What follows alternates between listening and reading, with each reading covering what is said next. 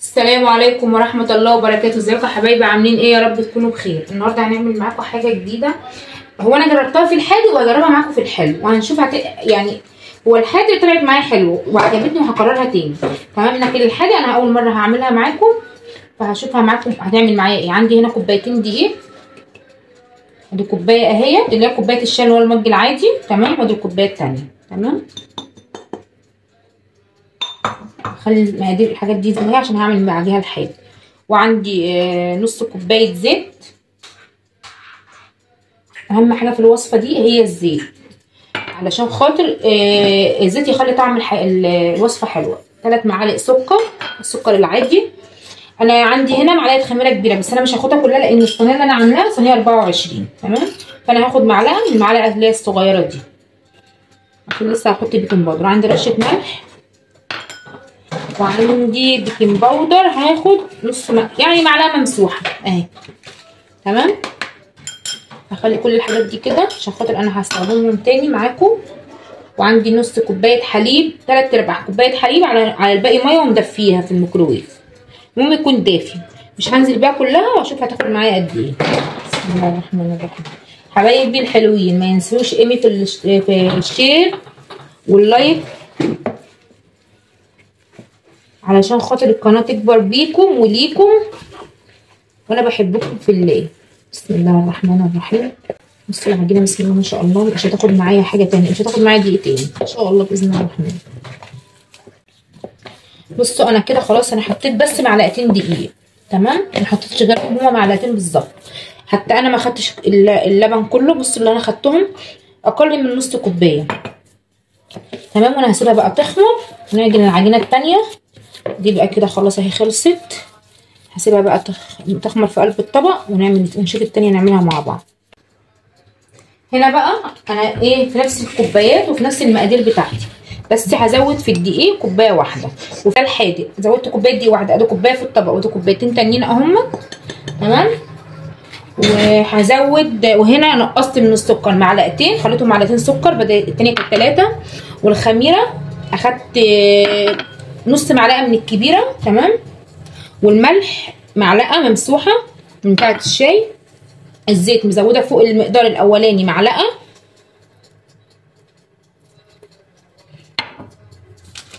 والبيكنج باودر هحط بردك ايه معلقه ممسوحه.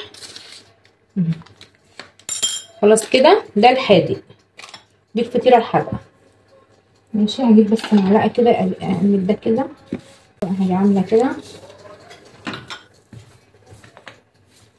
واللبن اللي كان باقي معايا من العجينه الاولانيه انا زودت عليه شويه لبن تاني ودفيتهم برضو زي دمع العين كده.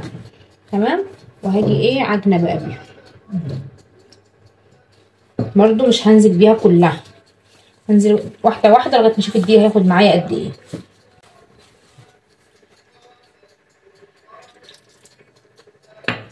عايزه اقول لكم الفطيره دي بتبقى طعمها تحفه. اللي انا لسه عاملاها دلوقتي اللي هي بالسكر دي لسه اول مره اعملها وهشوفها معاكم هتعمل معايا ايه، هتبقى طعمها حلو ولا لا وهقول لكم رايي بصراحه. لكن دي انا جربتها اكتر من مره، عملتها اكتر من مره الفطيره دي بصراحه. كلهم عندي في البيت بيتخانقوا عليها، كل شويه عايزين نعملها لهم. الحبه اللبن لما انا حطيتهم اللي هم كانوا في الكوبايه اللي كانوا باقيين في الكوبايه عشان كنت حاسه ان العجينه كانت ناشفه معايا، ما كانتش طريه زي ما هي طريه كده زي الملبن. فحطيتهم حسيت ان هي طريت فجيت مزوده ايه معلقتين دقيق تاني. عشان كده بقول لك خليكي ورا العجينه لغايه ما توصل معاكي للقوام اللي انت عايزاه اللي هو القوام ده. بصوا بقى جميله ازاي وناعمه والله العظيم جميله العجينه دي جميله جدا. فهسيبها بقى تخمر هي والتانيه وهنشوف هنعمل ايه بعد كده تاني. خلاص انا هي خلاص اهي هطلعها بقى من الطبق. ياخد معايا حوالي ربع ساعه. انا ما دهنتش الصينيه حاجه عشان انا الزيت بتاعها حسيت ان هو يعني ايه طلع معايا كتير شويه فمش مستاهله ان انا ايه شكل الصينيه دي هتطلع كبيره. حسيت ان الصينيه دي هتطلع كبيره وعايزاها في صينيه اصغر. مدهنتش الصينيه اي حاجه لان انا عندي العجينه الزيت طلع فيها كتير شويه فمش مشكله يعني مش هتضرني في حاجه بالعكس هتخلي الصينيه ما تلزقش معايا. هفرد بقى كده انا اعملها فانا بجربها معاكم هقول لكم رايي فيها. لكن بامانه الله الثانيه جميله جميله جميله جميله اللي هي الحادقه. نجيب بقى القطعه بعد ما فردتها كده في الصينيه، وهاجي ايه مقطعه كده مربعات بقى، اللي انت يعني التقطيعه اللي انت تعجبك. انا هقطعها تقطيعه عشوائيه عاديه، انت التقطيعه اللي انت عايزاها قطعيها. تمام. معلقه لبن وهعمل بيها كده هنا كده كلها بس كده اهو. هحط بقى، حطيت حبه البركه كده. معلش يا جماعه لو صوت ابني طلع في الفيديو، العيال الصغيرين انتوا عارفين زنانه قد ايه. حبه البركه هدخلها بقى الفرن ونشوف هنعمل ايه في بصوا دي خرجت من الفرن اهيت. انا طبعا مش هقدر اجي ناحيتها عشان لسه سخنه نار، هسيبها بقى تهدى وتعالي نفرد معاكم الثانيه. واضح انها هتطلع جميله والله العظيم. ما هي ايمي ما بتعملش حاجه وحشه صح. هنزل بقى هنا كده ديت، هنزل فيها بنقطه زيت كده او حته سمنه تمشيها فيها ومكعب زبده اي حاجه متوفر عندي كده.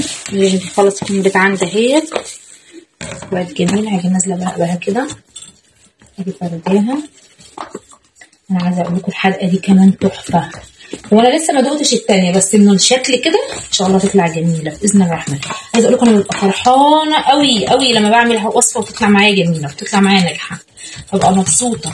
ما تنسونيش بقى لايك وشير واشتراك في القناه وتفعيل الجرس وشير كتير لما بطلع معاكم لايف على تيك توك ماشي. وحبايبي اللي بيخشوا لي في اللايف ما يزعلوش مني لو انا بتاخر عليهم في فتح اللايف، بس انا عايزاكم تدعموني وتعملوا لي شير كتير وانا فاتحه معاكم لايف ماشي. ونفس القناه تحت تكبر. بالله عليكم اللي يدخل على الفيديو يشوفوا للنهايه وما يخرجش من الفيديو غير هو عامل لي شير ولايك ومتابعه. ادخلوا على الفيس عندي، على سوري على اليوتيوب، خدوا جوله كده في صفحتي والله هيعجبكم حاجات كتير ووصفات كتير انا عاملاها. وصدقوني انا ما بعملش الحاجه غير لما بكون مجرباها مره واتنين. الحاجه الوحيده اللي بعملها وبكون مش عاملاها لسه غير لاول مره زي ما عملت جديد دلوقتي معاكم الفطيره الثانيه دي، بقول مش ما بقولش كده. خلاص هجيب بس القطاعه وهاجي ايه عامله برده ماشيه كده. بسم الله بسم الله.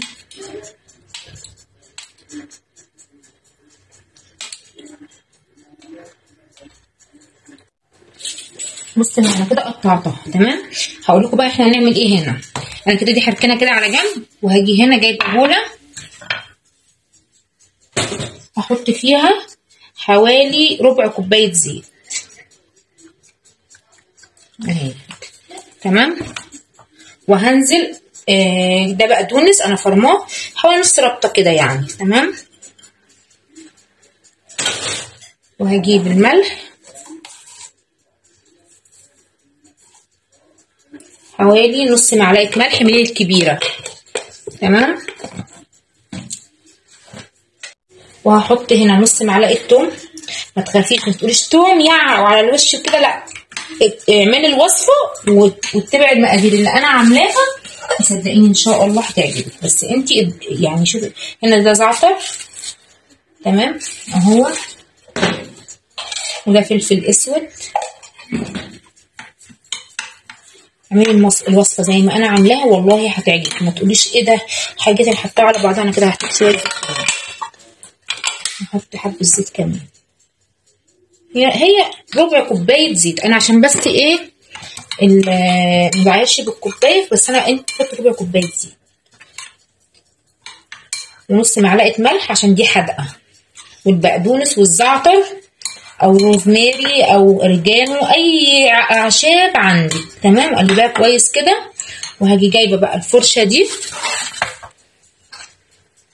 لما انزل الخليط كله كده، وهاجي جايه كده بصوا كده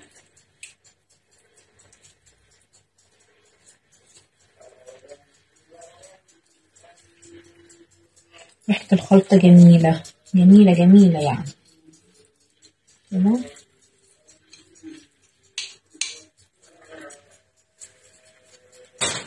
هاجي اعمل كده. الفطاير دي تفطري منها الصبح، تاكليها بين الوجبات، تصبير على الولاد وهم جايين من المدرسه، على ما تعملي الغدا، في العشاء تاخدي لك واحدتين كده تتعشي بيهم خفيفه، بتبقى جميله وطعمها رائع. بص كده ريحتها جميله.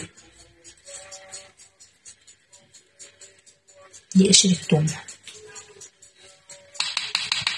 بس كده هي جايبه بقى جبنه موتزاريلا او ميكس جبن. انا عندي جبنه موتزاريلا، لو عندك ميكس جبن كمان هتبقى قطعه مقطعه. تمام. ان دي جبنه موتزاريلا اهي، هي جايه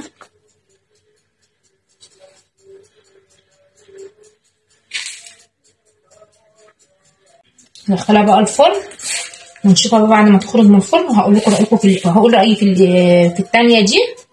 لكن دي انا عارفه رايي فيها، انا بصراحه دي مجرباها وعارفه رايي فيها، فديت غنيه عن التعريف. انا جربتها اكتر من مره، دي يعتبر رابع مره اعملها دلوقتي او ثالث مره. هدخلها بقى الفرن وهنشوفها بعد ما تخرج من الفرن. هنا هحط في الطبق كده رشه قرفه. تمام. وده عندي ده عسل، بس هنزل كده.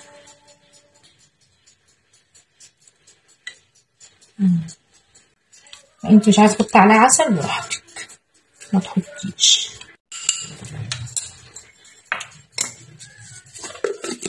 انا بقى جبت شويه قرفه زي ما قلت لكم في الطبق كده، حاجات بسيطه كده كده.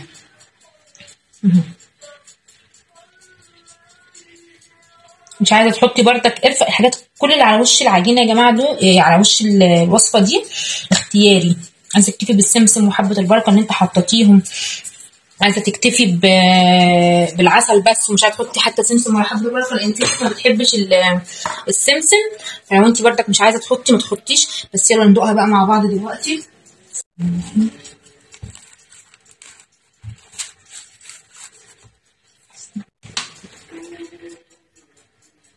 بصوا العجينه لسه كمان سخنه. بصوا كمان عشان سخنه، انتوا عارفين دي لما هتبرد، وعايزه اقول لكم ناعمه وجميله.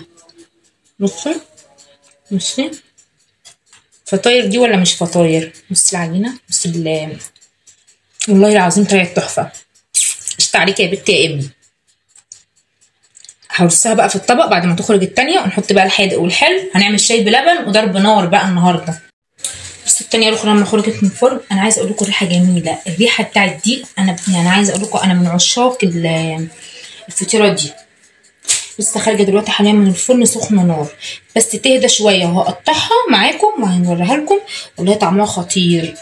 حبايبي الحلوين، ما ينسوش في الاشتراك وشير ولايك وتفعيل الجرس، علشان خاطر انا بحبكم وعلشان خاطر نفسي القناه بتاعتي تنجح بيكم وليكم ان شاء الله باذن الرحمن. على ايديكم القناه بتاعتي تنجح باذن الله بعد ربنا طبعا. انا بقى هسيبها تهدى شويه حوالي 10 دقايق كده ولا 5 دقايق، وهقطعها واوريها لكم. بصوا انا قطعتها وهي سخنه، هي لسه سخنه، انا سبتها يا دوبك هدت ما كملتش حاجه يعني، فهي لسه سخنه معايا. بعيد بس على التقطيع اللي انا كنت مقطعاها في الاول. بصوا البتاع هشه ازاي، بصوا هشه ازاي، بصوا الجبنه سايحه عليها جدا كمان لسه سخنه. ده كمان انت عارفين ديت، بصوا ده ديت انتوا عارفين لما هتبرد بيبقى طعمها روعه. بقى الطبق وهرص بس اللي انا كنت عاملاها بالعسل قدامكم، بس حطيتها في الطبق. هاي بقى نطلع دي مع بعض كده اهيت.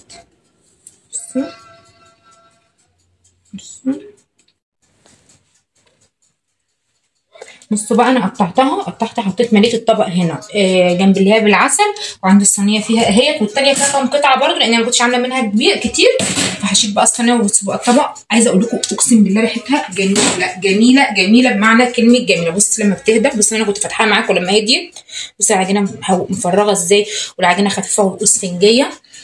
والله جربيها بالوصفه ديت هتعجبكم. وعايزه اقول لك حاجه سريعه، انا ما خدتش معايا في كل الكلام ده ساعه، اقسم بالله ما اخدت معايا ساعه. جميله جدا وروعه وهتعجبكم باذن الله. تنسونيش في اللايك والشير والاشتراك في القناه وتفعيل الجرس. ايمي بتحبكم. يا رب تكون وصفاتي بتعجبكم. مستنيه ان في التعليقات بتاعتكم تكتبوا لي اي تعليقات تخليني عندي امل كده ان انا اكمل ماشي. وان شاء الله ما حدش يعمل لي اي كومنت ولا اي حاجه سلبيه. وبالله عليكم بالله عليكم بالله عليكم بستحلفكم بالله اللي يخش على الفيديو بتاعي يكمله للاخر ويشوف استاهل اللايك اللي انتوا هتحطوه لي ولا لا. انا بقول لكم تاني القناه مش هتكبر الا بيكم بعد فضل ربنا عليا. السلام عليكم ورحمه الله وبركاته.